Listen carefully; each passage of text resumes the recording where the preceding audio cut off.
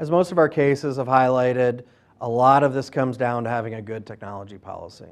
The fundamentals of that policy start with download and email use. What is appropriate to download? When is it appropriate to email? And when is it not? There are some things that the computer professionals may think are obvious.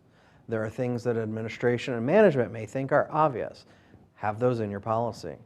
Password sharing should be absolutely prohibited. You should not be using the same password for any two people or any two machines. And the passwords need to change on a regular basis. Bring your own device, limitations or restrictions. Again, there is a definite trend in 2016 to encourage BYOD. The downside to this is you are opening yourself up to uncontrolled devices on your otherwise controlled network. So you basically open the doors. If someone brings in a laptop that's not a school or business laptop, they bring it in. If that machine is infected, what can it do to your network? Acceptable use of devices. So the devices that you do have, what can they do with them? What can they not? If you don't have a policy saying that it's inappropriate to watch sporting events during the middle of the day, one might say that that's acceptable by implication. Have some guidelines for your organization that let people know what is appropriate. Define, if you can, inappropriate content. Some places it may be pornography. Other places it may be unacceptable for sports, shopping, politics, hate crime. There are a large number of categories, and most filtering systems can take care of this for you. You check a box, and sports sites are gone. You check another box, shopping is gone. They may not be perfect, but they are very effective, and it requires almost no IT time. Unauthorized activities.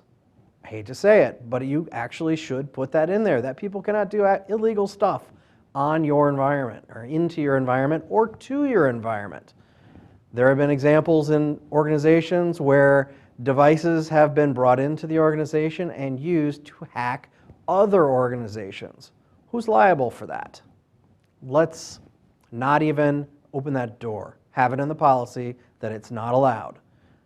Video and other streaming media, as well as games. A lot of these things, such as Netflix or Pandora or Spotify, a lot of these services for video and music consume an inordinate amount of resources. Is that appropriate for your mission of your organization? In many cases, it's not. It's for the entertainment of the person. Access rules by position. Consider whether or not it's appropriate in your organization to have different levels of access. If you have somebody on a shop floor, they may not need anything but one website. If you have someone in a management position, they might need full access. HR may need full access. Consider what is appropriate for your organization. You can base this not only by position, sometimes by device, or even by time. Maybe it's not appropriate for music streaming services from 7:30 to 3:30, but after school, it's okay.